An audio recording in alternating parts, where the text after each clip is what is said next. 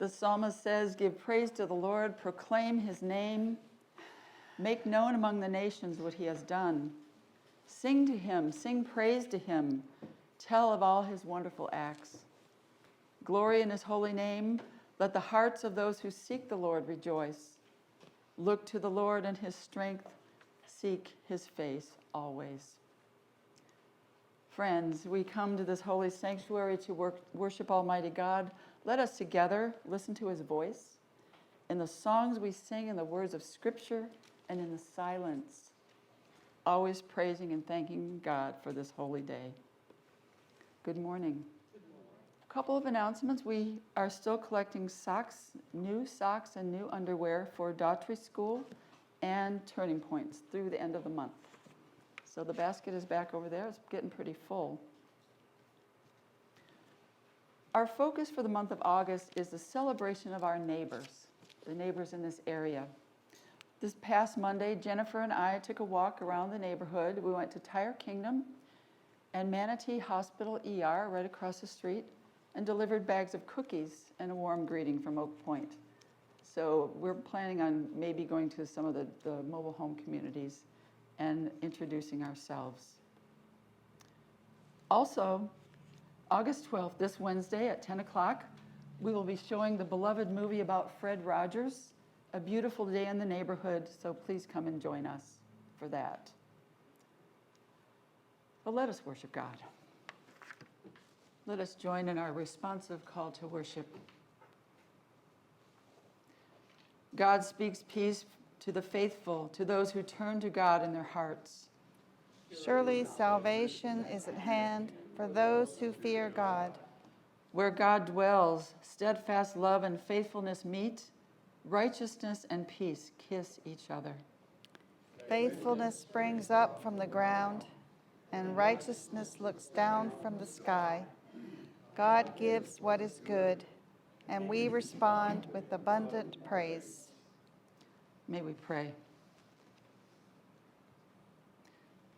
Holy God, you speak to us in a voice unexpected and come to us in ways we do not recognize. Never leaving us to our own devices or defenses, you are the ever-present, all-powerful God.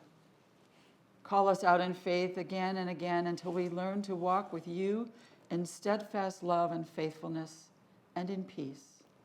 In the name of him who comes to us upon the waters, Jesus the Christ. Amen.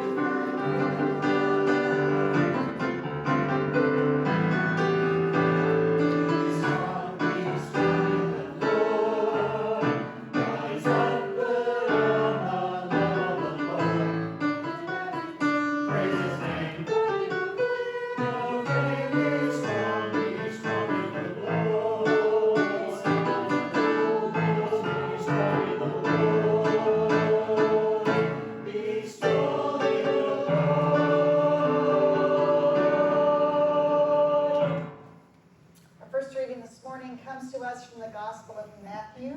It is the story of Jesus walking on the water. I would invite you to hear the word of the Lord.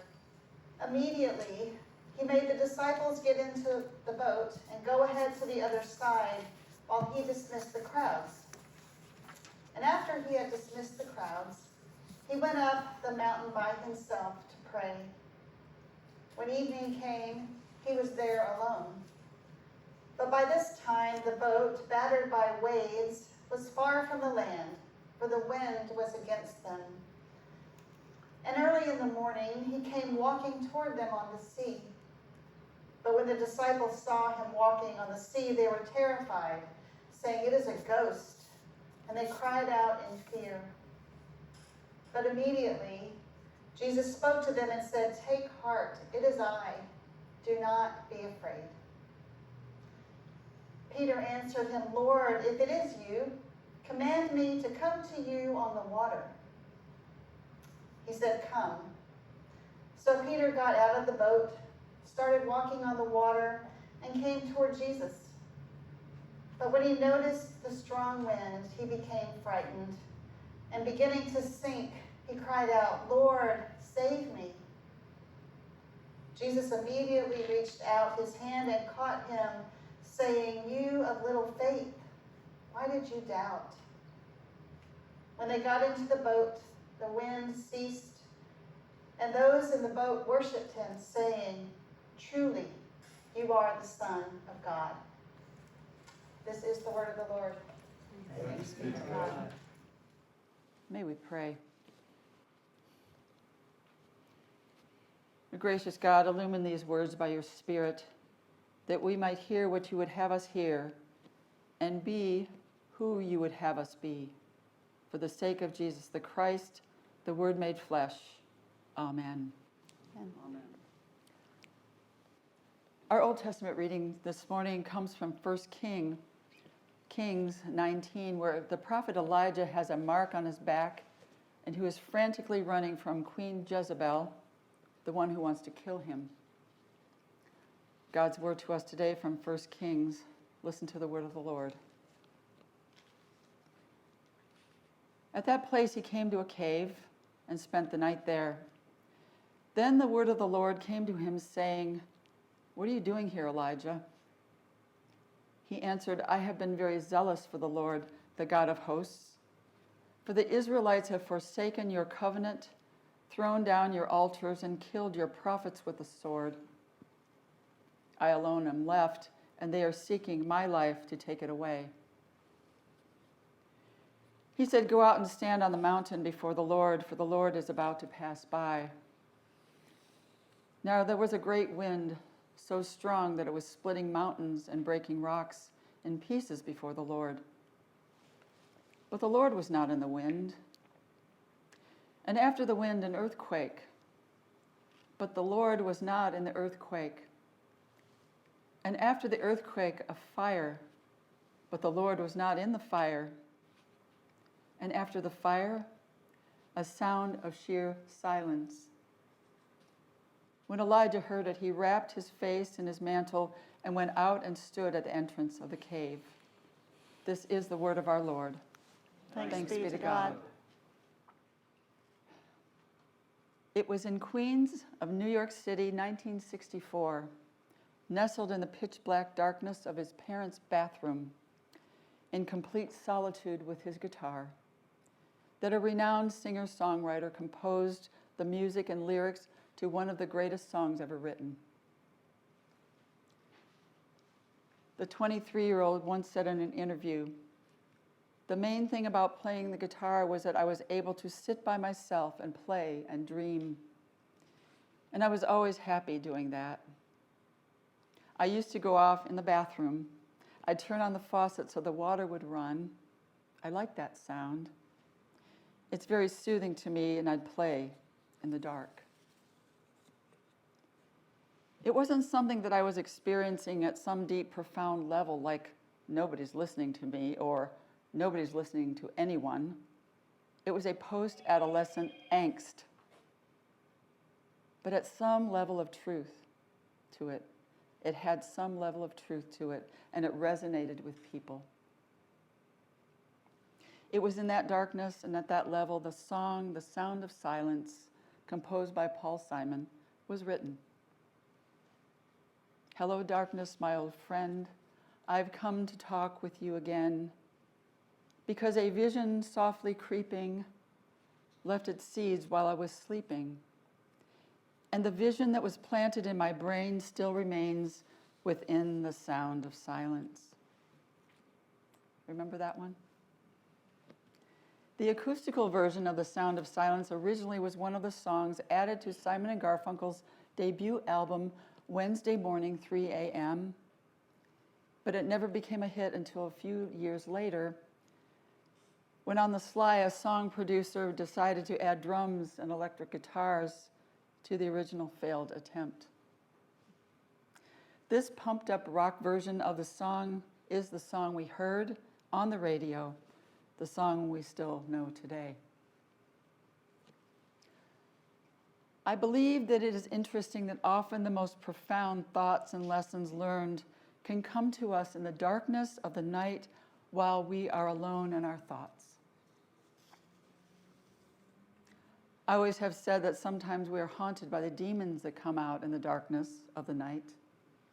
And sometimes in that darkness we can hear God's voice in the sound of sheer silence.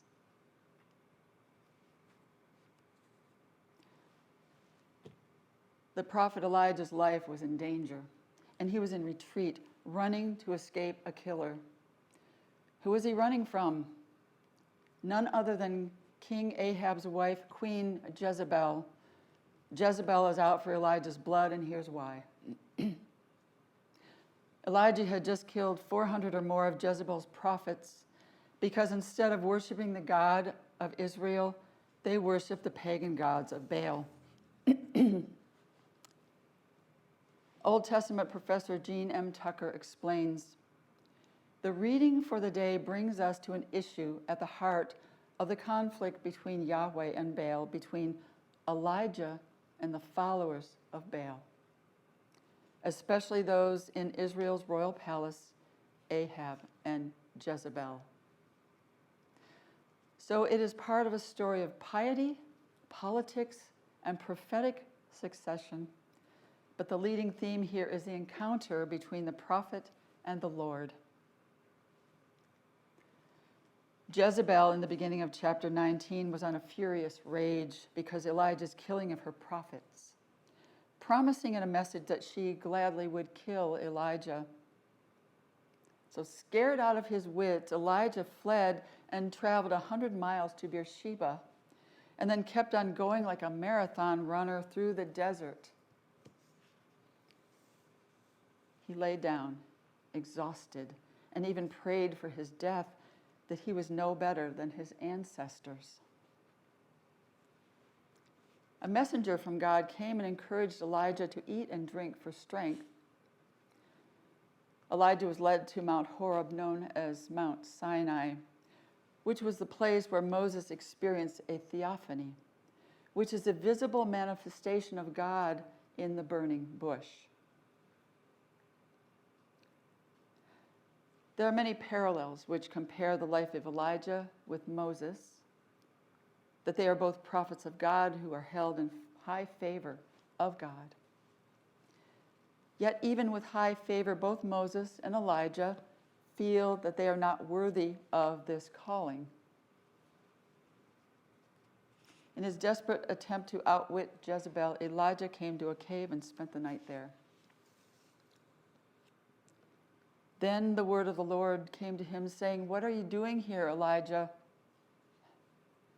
And then Elijah answered, "I have been very zealous for the Lord, the God of hosts, for the Israelites have forsaken your covenant, thrown down your altars, and killed your prophets with a sword. I alone am left, and they are seeking my life to take it away." So God tells Elijah to go stand on the mountain before the Lord, for the Lord is about to pass by. Here it is, the scene we've been waiting for. The earth and the atmosphere we're about to shake things up a bit. Here comes the wind so strong that it was splitting mountains and breaking rocks into pieces. And after the wind came the earthquake that shook the ground beneath Elijah and could easily have swallowed him. And after the earthquake came the fire that burned as it once did with Moses. The Lord was not in the wind, nor in the earthquake, nor in the fire. After the fire, a sound of sheer silence. When Elijah heard it, he wrapped his face in his mantle and went out and stood at the entrance of the cave.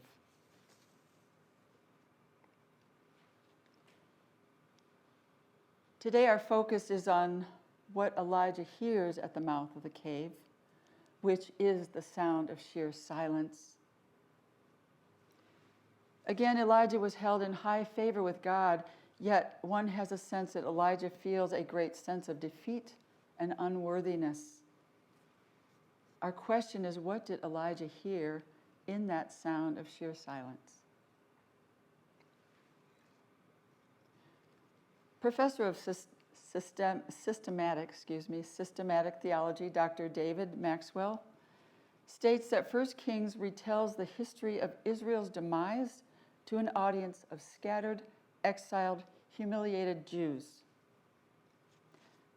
How did that happen to a nation that once occupied such a bright spot on the world map? Past leaders are largely blamed.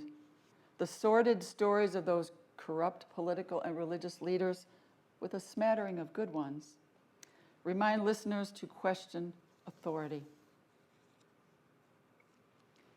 As rumors of a return to Israel grow, the historical lessons from the Book of Kings are clear. And here is where I give a huge thanks to Dr. Maxwell, because the lessons of the past, which he gives, are lessons for us here in the present. He calls them timely and practical lessons for many exiles scattered throughout the world today. Yet if we listen to God's voice, we can relate them to our own lives. Listen to what God is telling you right now, and I will give you time to reflect on these lessons for the Israelites and also for us. The first one: center your life on the covenant established with God, not on blind obedience to political or religious leaders.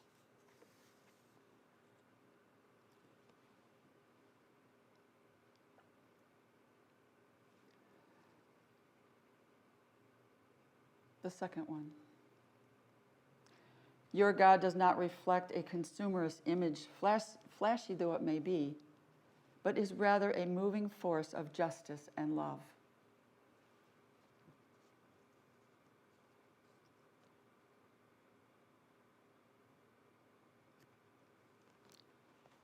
And the third one: God's still small voice is very much alive and moving through those attentive and courageous enough to follow, despite the overwhelming odds against the movement.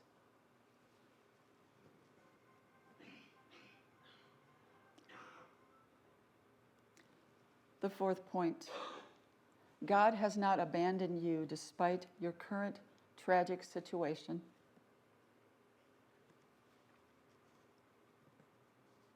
And the last: God will ultimately prevail.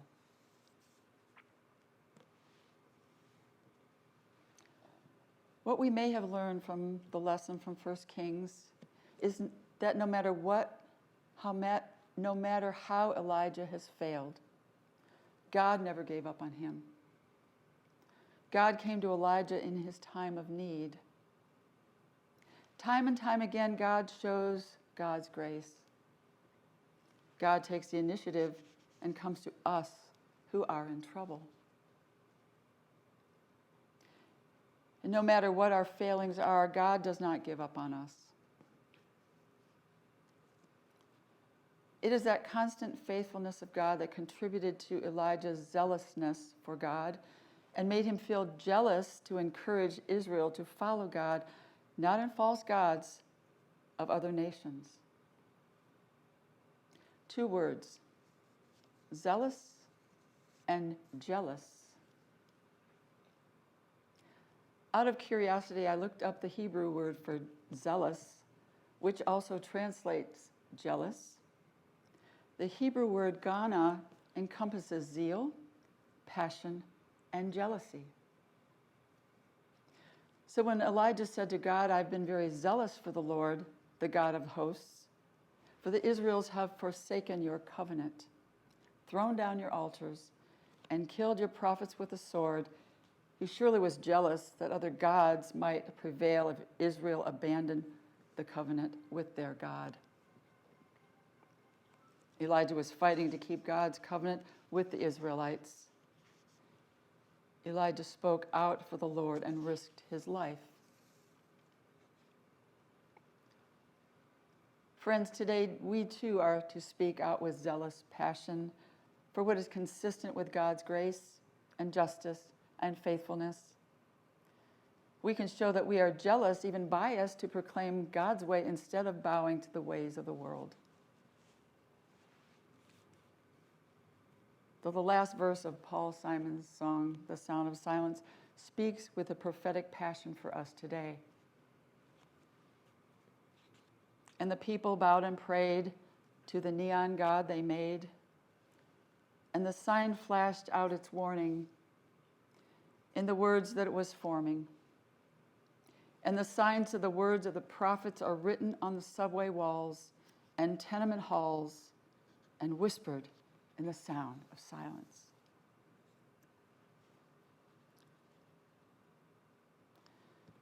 Friends, God is not always known in the spectacular and majestic phenomena of the wind and the earthquake and the fire. If we listen and be still, we will hear the revelation of God in the quiet, intimate, small voice. Yes, we have God's word, which also reveals God's self. If we are able to hear God's still, small voice, we must be quiet and listen to the sound of sheer silence. So shh, listen. God's still, small voice whispers, no matter what, I will never give up. Trust me, my grace will be sufficient for you in all of your troubles. Thanks be to God. Amen. Amen. Let us pray. God of power and love, you are with us in all the circumstances of our lives. We thank you for the gift of your peace, which comes to us even in times of chaos and fear, trouble and doubt. We thank you for your powerful arms of mercy that grasp us when we are sinking. Gracious God, we listen for you in wind and earthquake and fire. Unexpectedly, you speak to us in the sound of silence. In these moments of silence, we offer back to you the prayers of our minds and our hearts. Incline your ear to us as we raise our prayers and petitions and concerns. Hear us as we pray. We question what we once assumed to be sturdy and stable. Our economy feels fragile, our democracy vulnerable, our country divided. Things are changing fast, and our options feel limited. We often feel helpless as we question how to make things better. Life is overwhelming, and we, your people, need your help. Lord, in your mercy, hear our prayer.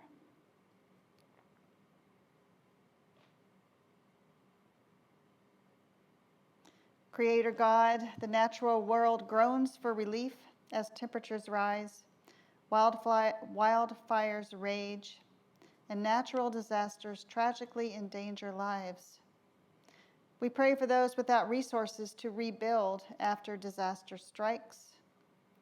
We pray for the sick whose lungs are vulnerable to polluted air. We pray for the evacuated, the refugee, the desperate, and the destitute. We pray for your earth to be renewed. Lord, in your mercy, hear our prayer.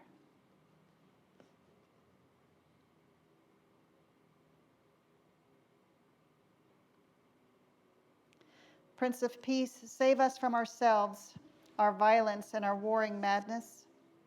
Send your encompassing shalom to restore and repair all that is torn and broken. We pray that violent and hostile struggles will be defeated by good. Give us faith and courage to follow Christ so closely that divisions are dismantled, reconciliation is accomplished, and love casts out all fear. Protect the innocent from injustice. Strengthen the honorable. Bless us all with the moral courage to follow Christ's way of love. Restore peace to the Ukraine. Clear a path of peace for Israel and Palestine. Hear the cries of your people. Lord, in your mercy, hear our prayer.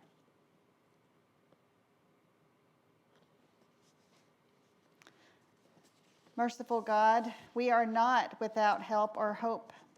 Acts of compassion inspire in the face of all that is hard and harsh. Communities are collaborating to meet needs in new and exciting ways. People long silenced are finding their voice. We are newly aware of what we can accomplish when we work together for the flourishing of your kingdom, holy God. The greatest threats are those that lead us to lock ourselves down, close our minds and our hearts, and build barriers to divide and protect. May your Spirit encourage our faith as we stand open-hearted, praying and believing in your endless mercy. Now, as the body of Christ and your covenant community, we pray the prayer that Jesus taught us, saying together, Our Father, who art in heaven, hallowed be thy name. Thy kingdom come, thy will be done on earth as it is in heaven. Give us this day our daily bread, and forgive us our debts as we forgive our debtors. And lead us not into temptation, but deliver us from evil. For thine is the kingdom, and the power, and the glory forever. Amen.